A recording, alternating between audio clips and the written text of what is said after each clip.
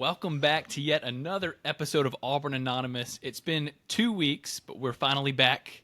I am your host, A.A. Ashton Daniels, also known as Miles Espy. I am here with my co-host, Mr. Jackson Arnold, A.A., also known as Michael Espy. Michael, how are you doing on this fine Monday evening? Man, I'm doing good. I missed the game this weekend because I was at a wedding, and of course it was the first game I actually got a media pass for.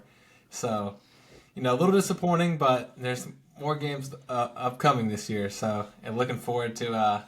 I think when's the next home game? Is it? I think it's Oklahoma on a Tuesday I think night. it's a week and a half from now. Yeah. So hopefully you'll get that media pass for that. It was really disappointing because I actually kind of went in your place. Me, my wife, my dad, and shout out to our cousin Jeffrey McClendon. He was there.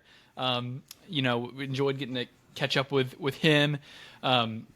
But we were really hoping that you were going to be able to join us. Of course, you'd be in the media section, and unfortunately, that didn't work out this time. But I have a feeling it will for the Oklahoma game.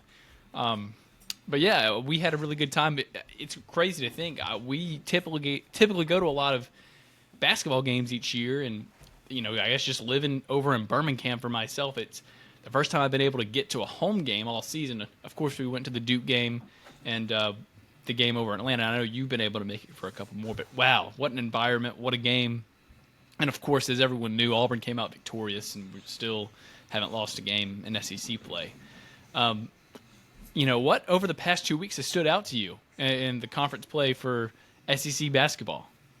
Well, obviously we didn't have Janai Broome last week, and we looked good with him some, but obviously I don't know if we would have won this past game against Tennessee without him. Obviously the games are getting a lot closer now. I think other teams are just getting better. It's not that we're not getting better, it's just we're not going to be able to shoot 45% from three every single night, we're going to have off nights where we're going to have to find other ways to win.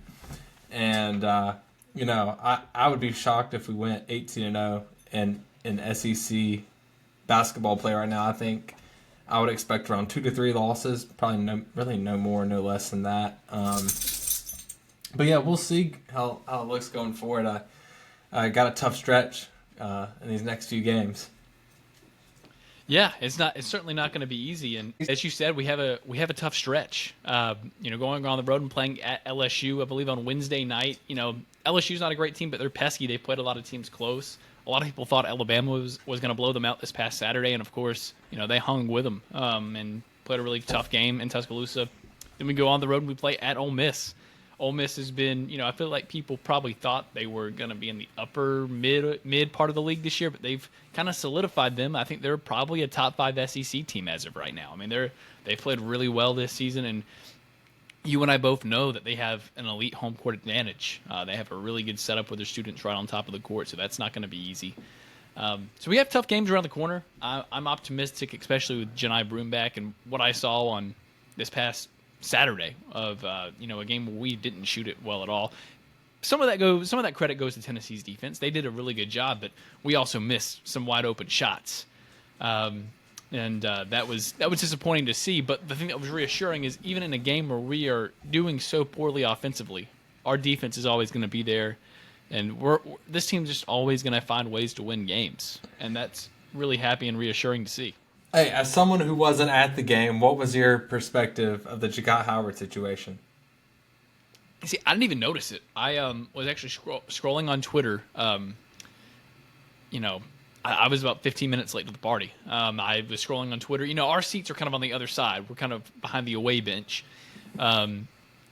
So we didn't really see the interaction. We just saw on Twitter that Bruce Pearl, Bruce Pearl, I think he was not pleased with Ja'Kai's closing out on a shooter. Might have been a miscommunication there, and they went back and forth on it, and Bruce Pearl pointed to the locker room, and he ended up going there. Of course, I immediately assumed the worst, given, of course, the plane incident and the first game, the clips of him looking down when all of his teammates were celebrating, but Bruce Pearl coming out and saying he'll be fine after the game kind of reassured me that, probably nothing horrible there. Yeah, I'm not expecting. What do you think? Yeah, I'm not expecting him. He might get suspended for a game at most, but I will say I will be very shocked if he's on the team next year. Yeah. But I expect him to finish out the year. I mean, It's probably frustrating for him as someone who's as athletic as he is and is potentially an NBA prospect. He's barely getting any minutes because he's behind Chad Baker, Mazzara, and even Chris Moore. So it's got to be frustrating for him. And there's other schools where if he was there right now, he's easily their starter, probably over half the SEC. Yeah. And so I can see how he's probably getting very frustrated because, in his mind, he probably wanted to be a one and done, whether that was reasonable or not. Sure. But, I mean, he was a top 100 recruit, played at overtime elite where a lot of NBA guys come from. So he's used to being around NBA guys. And I think he's probably a little disappointed with his minutes this year. If he was to stay, I'm sure he would get the starter minutes, obviously, next year. But it'll be interesting to see who actually returns from this team next year. Tahad Pettiford's the guy that we want back on this roster. Looking at guys who aren't seniors that can come back, he'd be the ideal guy. But I was looking at mock drafts earlier. One didn't have Tahad going in the first or second round, and the other had him going at pick number 30. And so I think he's probably going to be one of those guys who at least declares for the NBA draft and maintains eligibility. He's also one of those guys where, in this day and age, where, I don't know the guy personally. It seems like he loves Auburn, but schools like Kansas, North Carolina, Duke, whoever, someone's going to be offering this guy millions to go transfer there. Yeah. And, I think Auburn will certainly offer him a huge NIL package and would be willing to pay him as much as they're paying Janai, or if not more. But it'll be interesting to see how that goes in the offseason. Obviously, if you want me to keep talking more about the roster next year, I can. No, you can't. I'll just say real briefly. One thing I think we're going to find out real soon. I'm going to slightly disagree with you. I think we'll find out over the next course. We're going to figure out over the next few games whether or not Ja'Kai Howard's going to be an Auburn Tiger next year. If you see him not only getting suspended, if he gets a little suspension and doesn't play any, then I think that kind of tells you everything you need to know. But I really think if we run him back out there, that's Bruce Pearl's way of kind of saying that he has faith in him and it's water under the bridge. And that tells me that, again, that Bruce kind of has faith in him. And sure, he could hit the portal, but I think he's going to be able to look into next year going, okay, Auburn, number one team in the country, maybe national champions. I'm going to be able to come back and start on the national championship basketball team, number one in the country from last year. Like that's a hard thing to pass down. Now, Chad Baker potentially coming back might throw a wrench in that, but I still think he's either going to be a starter even if Chad comes back, or is it going to be getting way more minutes off the bench regardless. I think if he gets a decent amount of minutes here towards the end of the season, I think he will be an Auburn Tiger come next year. But yeah, would love to hear a deeper dive on the roster next season. What you have to offer there? Yeah, so I think, ideally, it looks like Chad Baker Mazzara is going to have some eligibility. It looks like Denver Jones is going to have some eligibility. And there's rumors that even Chaney Johnson is going to have some eligibility. And you see that earlier this week it was announced that we're leaving the tournament that was in the Bahamas, Battle for Atlantis, and we're joining the NIL Era Festival in Las Vegas, which is going to be one of probably the most talented tournament going into next year, which believes me to believe that, shows me that I think Bruce Pearl thinks some of these guys might be coming back, that he has the confidence to go play some of these teams in the offseason. We've seen before with the weaker teams, he honestly hasn't played the same type of out-of-conference schedule that he did this year. I think Denver Jones would be huge if he could come back. He played a year at JUCO, and so with that Diego Pavia ruling, I don't see why it wouldn't apply to basketball, and I don't see him going to the NBA. So I think he would probably take the NIL money and come back to Auburn. Chaney Johnson's a D2 guy. Now, I'm not exactly sure how that would work since he played 2 years of D2, and this is 2 years at Auburn, but there's rumors that some of those D2 guys are going to get more eligibility as well. And so, he would be, in my opinion, one of the best bigs in the SEC next year. I think he is this year, but next year, of course, getting the more minutes and stuff. Yeah, and I think outside of that, we got Sebastian Williams-Adams coming in. He's kind of a raw, top 50 overall prospect. You got the point guard, Caden Magwood, the point guard. He's looking like Tahad Pettiford type of level in high school. I think he's ranked in the 30s right now, so right outside being a 5-star, kind of where Tahad was. And there's not a player in the country who's taller than him that is ranked. Every player that is ranked above him is taller than him. Is what I'm trying to say. And you got Saman Walker, who he's a sharpshooter from Huntsville, who has a top 25 team in the nation, but sharpshooter. Could see him contributing next year, and then just two guys off the top of my head are the Bashir twins. One of them's in junior college. I'm pretty sure he visited this past weekend for the Auburn Tennessee game.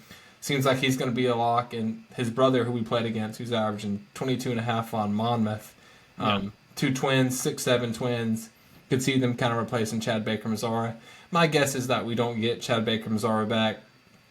As much as I would love to have him back, he turns 25 this month, if not already has turned 25. It may even be today, his birthday. But happy birthday, Chad. Yeah, exactly. I actually think it is. I think I saw a post on it today. Yeah, if not, it was recent. So happy birthday, Chad. We love you, War Eagle. Yeah, but I can't imagine him being here next year as a 26-year-old. But who knows in this era of college basketball? I hope he does. Yeah, why not? That would be. So let me just a thought experiment, okay? Let me ask you this. So let's not include Chad, because I think Chad would be the clear number one. And as you said, you don't think he'll be back next year. I'm going to give you a list of players, okay? Tahad Pettiford, Denver Jones, and Chaney Johnson. Let's say they all three come back next year. Who do you think, in order, is averaging the most points per game for Auburn next year between those three? Give me Tahad Pettiford once he actually starts. He's only playing. He only played 14 minutes versus Tennessee, and I think he's averaging like 19 minutes a game. Give him 30 minutes a game, and this guy's averaging at least 20. He's been absolutely insane. So give me Tahad Pettiford, and then Chaney Johnson. And then Denver, he's a great defensive guy. I've noticed he's struggled against the better defenses we've played this year, like Houston and Duke and now against Tennessee. Yeah, he didn't make a field goal, I don't believe, against Duke or Tennessee. But anyway, he's been great defensively. But I will say, if you look at the plus minus from this past week, he had the lowest on the team, and Todd Pettiford had the highest. Don't always believe that. Yeah, that stat always doesn't mean everything. But Tahad was it was like something crazy, like plus 17 or something like that. It was, and he only played 14 minutes. Interesting. Yeah. Kind of the thing, and you threw it in there at the end, that Denver was not very good offensively against those big schools, but he was very good defensively against all of them. He's one of the best defenders in the country. That kind of takes me to something else. I'm not sure if you saw where Mark Sears, his mother, was very critical, it appeared, of Nate Oates and the Alabama coaching staff for him getting benched in the second half for being a disappointment this season. And I saw where there was a comment interaction. I believe it was Denver Jones' sister and mother. I saw where they were both commenting on stuff, and some Alabama fans were quick to point out that he didn't make a field goal, or I think he was 0 for 8 or whatever against Tennessee. And she was very quick to point back, well, my son actually plays, it was sister. And she said, she was very quick to point out, well, my brother actually plays defense, unlike Mark Sears. And so I thought that was pretty funny. It was a good get back. So to start the SEC play, I think we're about 6-7 games, depending on which teams. What teams have stood out to you? What teams do you think have kind of stood out, kind of surprised you in a positive manner so far this season? Oh, easily Missouri has to be the first one that comes to mind. I have them as a top 5 SEC team right now. They beat Ole Miss this past week. I will say they're kind of like the football team. It seems like they've gotten kind of a favorable schedule. They're 4-0 at home and 1-2 on the road in SEC play, which 5-2 in the SEC, and with a conference that has 10 top 25 teams. Yeah, still very good. They're a physical team. Obviously Vanderbilt, who they still might be the 10th best team in the SEC, but they're top 25 now, and beat Duke at home this week. I think Duke was without Andrew Carr for that game, at least most of the game. So I said this before the year. I'm not a huge believer in Kentucky. You take the logo off that team, and I don't know if they're number 12 in the country right now. I'm with you. Just no star players on that team. There's a bunch of role players. As I've said this before as well, they brought in, out of every transfer they brought in, not one of them was the leading scorer on their team last year. And they have a bunch of older guys, which is good for them, but I don't. I said before the year middle pack of the SEC team, and I'm going to stick with that right now. As far as disappointing teams, it's got to be Arkansas number one. You said before the year that you thought they were a bottom 5, bottom 6 SEC team. I had some faith in them, but it's all out the window. They might be a bottom 2 team. I think I I didn't quite shoot low enough on them. Yeah, they're trying to break Missouri's 20 streak losing record. Yeah, I mean they did win one game so far, and South Carolina hasn't. So, but I mean South Carolina, honestly, another disappointing team. Before the year, they were supposed to be an upper half SEC team. I mean they were last year, and all they lost was Michie Johnson, who isn't doing too much at Ohio State. So yeah, South Carolina's been pretty disappointing. I think you were asking me the same question. I would echo a lot of the same things that you said. I think the two primary ones would be Vanderbilt and Missouri.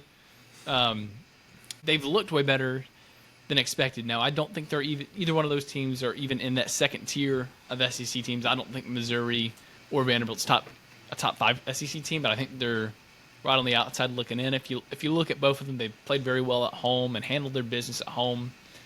But they had, to me, they're not. I guess Missouri has been tested on the road. They went and won at Florida. I'll give them some credit there. But I'm just being a little more stubborn on Missouri. Vanderbilt, on the other hand, a little less proven on the road. But granted, that's a very tough place to play. And, I think their coach, Mark Byington, I don't know how to say his last name, but he's got them turning around and playing a fun style of basketball. I do question whether or not they have the big men to hang with the top half of the league, especially on the road. But they've answered the call so far, so all credit to them. Another thing I wanted to mention, because this was something we discussed lightly on the SEC introduction, SEC basketball deep dive episode, was the Florida Gators. Their head coach Todd Golden involved in a stalking case, and something that we had heard and something I had seen, and it made sense to me that if he was really out there stalking, I believe the accusation was stalking a student. If he did it, it's really easy to know because, again, it's on campus. There's security cameras everywhere nowadays, and especially on a college campus. And if he did this, it's going to be very cut and dry. If he's stalking, you're going to be able to see him doing it on security cameras. And, of course, no security footage ever came out, and I saw it got announced today that the University of Florida has closed the case and said there was no evidence of any wrongdoing on Coach Golden over there. And of course, it's a rival SEC program, but I was happy to see that, of course. And on top of that, he's a Bruce Pearl disciple, so I kind of want to see good things happen to the guy. And I think they are the second best team in the SEC still. So, I'm happy that I want to play the best teams at full strength. So I'm happy that that there's nothing huge happening to the Florida Gators in a negative direction. With that being said, we're going to look ahead at the basketball games coming up this week. First, we have our Tuesday games. Only 3. I feel like in the past they've had more. It's been more weighted towards Tuesday and maybe a game or two Wednesday, but maybe I'm wrong. Anyways, first game up, going to be a good one. Kentucky traveling to Knoxville and playing Tennessee. Who you got in that one? Yeah, I think that's easily going to be Tennessee. Andrew Carr is still expected to be out for that game. We saw what Tennessee did to Auburn. I mean, if that team could improve any bit offensively, they'd be probably the number 1 team in the nation. But I'm just not a believer in that offense right now. They have shut down everyone they've played, though. So them versus Bama is going to be a very interesting matchup. But yeah, give me Tennessee by double digits. Yeah, I think Tennessee takes care of business too. Of course, this past weekend was Tennessee's Super Bowl, and everyone knows that. They played their best game of the season. They really wanted to go out and prove that they could beat the number 1 team, Auburn Tigers, and we got their best effort all season. And of course, they couldn't get it done, but they did prove that they're a pretty decent team, and their confidence is high because they get to go back home and say, "Oh, we just played the best team that God's ever created, and we only lost by 2." So they're feeling pretty invincible right now. So as you said, I think they take care of Kentucky pretty easily. Next up, we have South Carolina traveling and playing at Georgia. What do you think on that one? Yeah, why not pick Georgia? I mean, they've been struggling lately, but I still think they have the team to be a bubble NCAA tournament team. I'm pulling for Georgia to get in the tournament. I think this was the first time since like 2011 that they were ranked in the AP top 25. Of course, that's gone now. Yeah, that's far gone now. And losing a 17-point lead to Arkansas is a pretty bad look right now. But yeah, give me Georgia to bounce back at home. Yeah, I'm with you. I'm not very confident, though. I mean, South Carolina, they've not been good. They've been very disappointing, as you hit on already. But go look at what they've done. They nearly beat Auburn. South Carolina, on top of that, they went on the road, nearly beat Vanderbilt, a Vanderbilt team at home who beat Kentucky and Tennessee. Then on top of that, they had, it was Mississippi State. They lost to Florida. They had Mississippi State this past weekend. I think Mississippi State's a very good basketball team. And they took them to overtime. So, I mean, South Carolina could absolutely win this game. I think it's going to be very close, but I would have to go with the home team, Georgia. But I would not be surprised one bit if South Carolina wins. I'm not very confident in it. Next up, last game on Tuesday, Oklahoma and Texas A&M. Who do you have there? Yeah, give me Texas A&M. I'm still not a believer in Oklahoma yet. They're obviously not one of the 10 teams inside the top 25, but I still think they're projected to make the NCAA tournament. But, yeah, not a good start for them in the conference play. So, yeah. Yeah, I'm with you. Wade Taylor's back. A&M's looking good. I don't know. This happened before our last podcast, but I don't know if you saw the ending of their game against Ole Miss. That was a wild ending to a basketball game where they went on the road and won at Ole Miss. That's not an easy thing to do, and they did it. I think Texas A&M is an extremely good basketball team. I think they're a top 5 SEC team. Oklahoma on the other end, I think they're pretty bad compared to other SEC teams. I think they're pretty bad, and I think Texas A&M rolls them here. Next up, we're going to move over to Wednesday. We have Auburn going on the road playing at LSU. Scrappy LSU team. What you think? I think it's going to be a close game. I mean, if the rest of the SEC games have showed you, Auburn's been pretty, every game on the road it's been a close game, whether it be Texas, we were up 20 points, but ended up only winning by 5. UGA kind of had that in hand and let them come back. But, Janai Broome is back. And also, if you look back in the past few years, there always have been a couple of SEC road games that we just end up blowing teams out, such as, Georgia last year, Arkansas last year. So it wouldn't shock me if we won by, 20 points. But give me Auburn in a close win. Yeah, my breakdown of the Auburn-LSU game is really quite simple. I look at what both teams have been up to lately, and I see LSU went on the road and played Alabama really close, lost by 7 in Tuscaloosa. So if Alabama can beat them by 7 at home, I think Auburn is only able to beat them by 30 on the road. So I think give me Auburn by 30 at LSU. Next up, we have a top 15 game on what has to be the marquee SEC game of Wednesday night. The Alabama Crimson Tide are traveling and going on the road and playing the Mississippi State Bulldogs. Well, going into the season, that one. I had Alabama at 5 in the SEC, and you had them at 6, and then I had Mississippi State at 6, and you had them at 5. So going into the year, me and you thought this would be a pretty even matchup, but as SEC play has gone so far, Alabama has a slightly better record. But if you look at the schedule play, Alabama's probably played the easiest schedule so far in SEC play, and Nate Oates has historically been kind of subpar in away SEC road games. So you know who I'm going to have to go with here? Even though Alabama's been the better team. Who's that? I'm going to have to go with the Dogs. Go Mississippi State. Mississippi State by 15. Okay. Well, there we go. We like it. We like the prop. You're the Lee Corso of Auburn and Auburn. So yeah, I don't have the theatrics. I don't have a dog sitting here to go with, but I'm going to be with you. I have Mississippi State. I think they're probably a little bit better than Alabama, and you're giving me them at home. Yeah, I definitely think Mississippi State has what it takes to beat Alabama. And I don't know if it'll be 15, but I think it'll be relatively comfortable, especially with all that Mark Sears drama where he, people thought before the season that he was one of the best players in college basketball, and now he's not even good enough to play in the second half for his team. So, I mean, they're just not looking quite what people thought they were going to be, and it's showing. And I think that people are going to see that on Wednesday night. Then the last weekday game, we have Texas going on the road playing Ole Miss. I think it'll be a close game. I know you said earlier you had Ole Miss potentially in your top 5 in the SEC. I'm not quite there yet. I just think Alabama struggled versus them, even though that was probably one of the more impressive wins so far this season in SEC play. But yeah, give me Ole Miss, close one. Yeah, I'm with you. I do have to say I had Texas in my bottom 4 to start the year. They were kind of my edgy pick.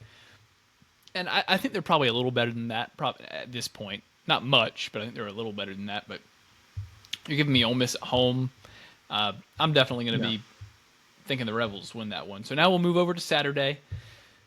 The better SEC games are early in the day, as I see first on the list is Florida going on the road playing Tennessee in a top 10 matchup. Yeah, give me Tennessee. Who do you think takes Florida that one? destroyed them in the first match at home. I think Tennessee, they have potential to have a huge week and get themselves back in the top 5. That's a hard place to go and win at, especially as we know they complained a lot about the refs at Auburn, but the refs at Tennessee the last couple of years have not been so nice to Auburn. So give me Tennessee at home. Mm-hmm. Yeah, I saw a lot of complaining about that as well. But there were some bad calls against Tennessee, to be fair. But there were some really bad ones both ways. But is what it is. Sucks to lose, and I'm just glad it was them, not us. But the good news for Tennessee is they're going to bounce back. I'm with you. I think Florida's probably a little bit of a better team on a neutral floor, but I'll take Tennessee at home to have a nice week. Next up, we have another top 25 matchup. Missouri going on the road playing at Mississippi State. Mississippi State. As I said earlier, I think Missouri's had a kind of a favorable schedule so far in the SEC, but Mississippi State's got 2 tougher home games. They need to win both of these right now to keep themselves in the top 15 and keep themselves in a real conversation to make a run in March. Yeah, I think Missouri's a good team. They're a surprise team. I still think that they're kind of, how should I say, they're playing above their baseline. They're playing probably better than they should be. Seems like Mississippi State's played all the top Next SEC up, teams already. Yeah. Yeah, they've had a tough schedule out of the gate. They're definitely battle tested.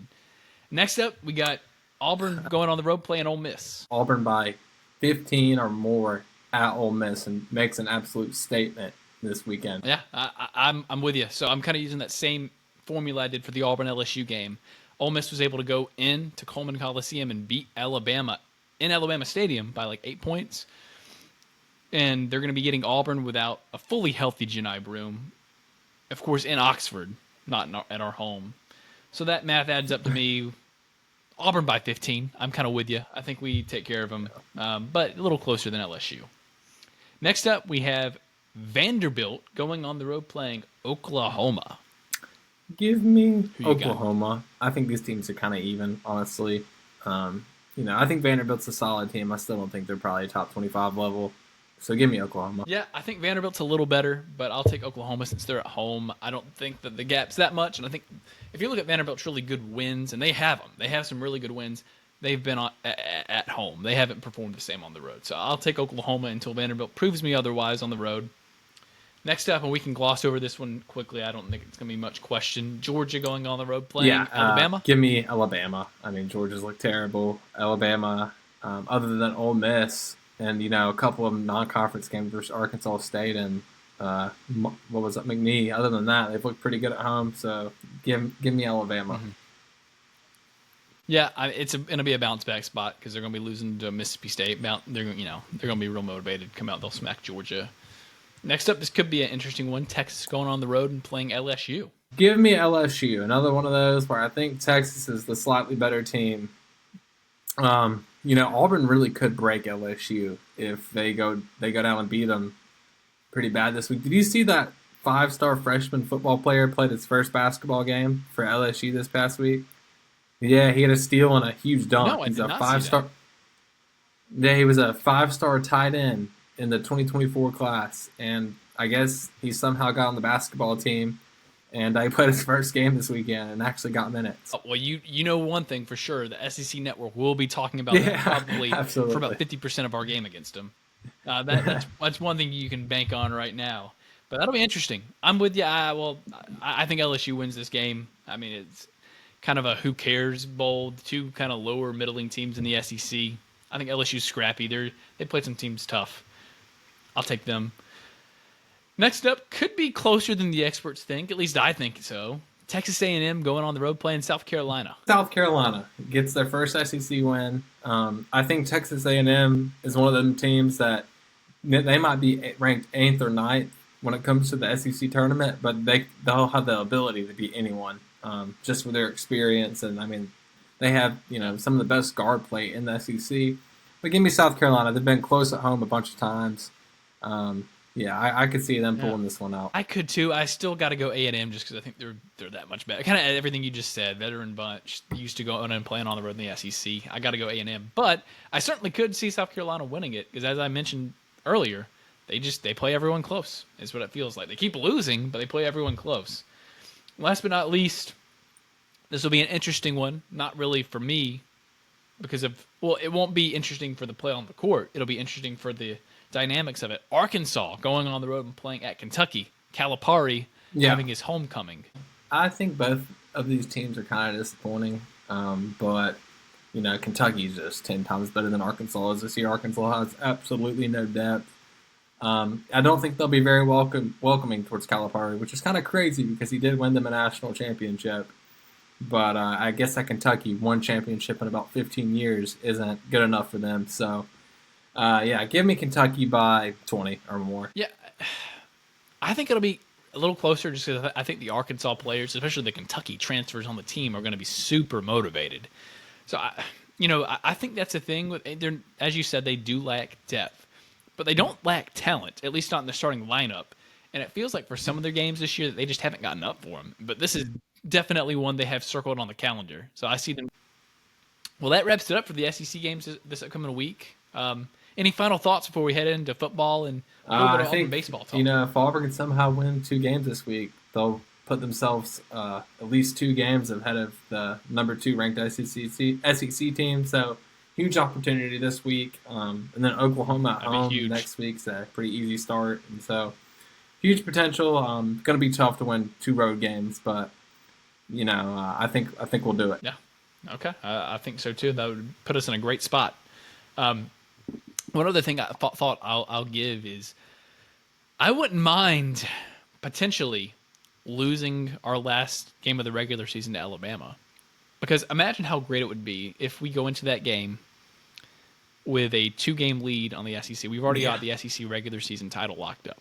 And we just throw our walk-ons out there all games, just so like Janai Broome and Chad Baker, so they don't get injured.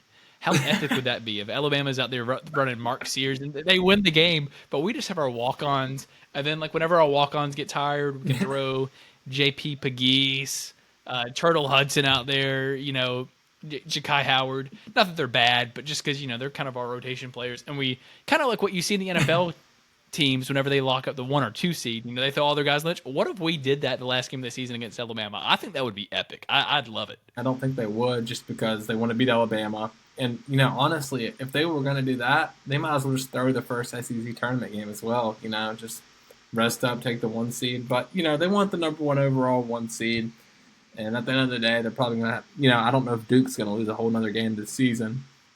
And with them getting the head-to-head to us and them being in the ACC, there's not another ranked team in the ACC right now other than Louisville, who Tennessee beat by like 30 out there in place. So, well, the one thing I'll say, I still want to win the SEC tournament championship, but I'm saying if we go into that game knowing we've already locked up the SEC regular season championship, we're already the 1 seed in the SEC tournament. I still want to win the SEC tournament. If we're in a position where we're losing the last SEC regular season game, we're still going to be the 1 seed in the overall in the NCAA tournament. I say just screw it. We just throw our walk-ons and our role players out there, lose the game by 30, but it's just kind of like a slap in the face to Alabama, which I think is hilarious. And then, I don't know, just a thought, something to keep in mind. Yeah, certainly could happen. Kind of the NFL model there. Well, obviously next week and the week after that, we'll talk a lot about how the Auburn Alabama game in Coleman's going to go. Yeah. All right. Well, we'll move on over and say that for another week, and we'll talk about Auburn football just for a little bit because very exciting news. We had a big-time commitment today, added to more depth to the running back room. 2025 running back commit. His name is Omar Mabson, 4-star recruit out of Auburn. Yeah. What do you know about him, Michael? Originally in the class of 2026, played as a junior this past year, had over 1,500 yards rushing and 29 touchdowns in 7A football in Alabama, which is obviously impressive, especially as what was supposed to be a junior. Um, I think Auburn wanted a couple of guys in the 2025 class, but that weren't him originally that signed on signing day. But with Alvin Henderson coming in, I don't think many running backs wanted to come sign and play with Alvin Henderson because you might end up being a backup right off the rip. But this Omar Mabson kid, the staff seems to like him a lot. As you said, one of the top 4-star running backs. He was the number 1 overall running back that in the 2025 class that was still remaining to grab. And obviously, him being from Auburn, it was a no-brainer for us to go ahead and grab him. But I think this guy has potential.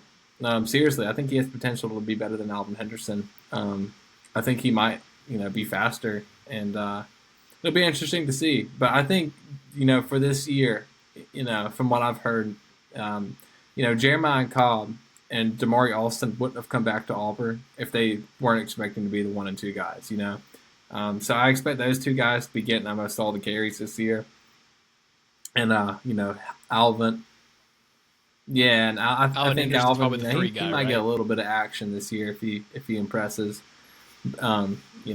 Obviously, if he's can't keep off the field type of guy, they'll have to play him. But I think we're mostly going to see Cobb and Austin this year. And I got you. And he usually does play 3 running backs. Now, of course, the third one. And we also got the Darrell Robinson. I forgot to mention him out of UConn. Yeah, so he was a true freshman this year. Had over 700 yards at UConn, which so it's good competition. Maybe he'll step in and play, but I'm expecting big years out of Cobb and Austin. But in reality, I'm expecting us to pass it even more than we did this past year. Yeah, well, it's exciting. Add another 4-star running back to the roster, always a good thing. That's all we really got for football this week. We just wanted to talk about. We really had nothing, but then with that recruiting news broke, and we wanted. Yeah, you saw. I obviously was not at the basketball game, but didn't they introduce all the football guys at the game? Yeah, they didn't, go through individually and list their names off, but they had them, come say, hey, these are the, the signees or whatever. And no, it was epic. You saw Deuce Knight out there looking good in his, Auburn jacket. Another comment I just got to make about that Auburn Tennessee game. We were shooting it so poorly at one point. I was thinking, Bruce, can you just go ahead and take Aiden Holloway out of the game? And then I realized, wait, he's not on our team anymore. So you can't blame him for the poor shooting this time. But again, happy we won that one. But one other thing I wanted to mention before we got out of here is college baseball season's right around the corner. And that's something that you and we haven't followed it as closely as we have football or basketball for all our lives. But we've gotten a little bit more and more into baseball. It feels like more and more each year. And we're going to be really excited to cover that on the podcast this year. I saw where today, I don't know if there's going to be seats on the Green Monster in our baseball stadium this year, or if that's not going to be till next year. But I saw they at least made a little pathway where you can go out there. And we got media passes for baseball as well. I don't know if this is news to you, but I think the Auburn media wants more of the bigger podcasts like me and you coming in. So we might even be at some of the baseball games this year. Mm-hmm. Yeah, no, 100%. That's exciting news. Wow, we got some media passes, so we'll be able to make it to some of the weekend games, especially. Then I definitely, living in Birmingham, going to try to make it to, the UAB game here, the Sanford game here at the Hoover Met. Those aren't until later in the season. I might try to make it to I know we play a Montgomery game, I think maybe against Troy or South Alabama. Play at Jacksonville State, but we open up the season in a couple weeks at home against Holy Cross. Don't think we'll be able to make it. I know I won't be able to make it to any of those, but I'm real excited to see, because last year I know that the offense wasn't terrible. It was pretty middle of the road for an SEC team, which is pretty good overall.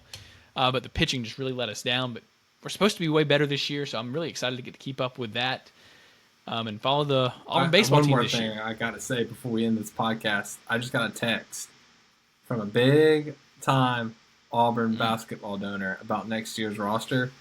I'm probably going to hold off the next week to talk about it. Okay. if I need to break out news before, I certainly will. But some huge news as far as Auburn's basketball roster next year. I just got some inside information. I would dare say if you were tweeting that, you would have a couple of the eye emojis there. Okay, well, the people have heard it here first. He's going to be tweeting that out. But I am Ashton Daniels AA, and this is Jackson Arnold AA with Auburn Anonymous. We're out. We hope everyone has a great week and sees Auburn win 2 basketball games this week.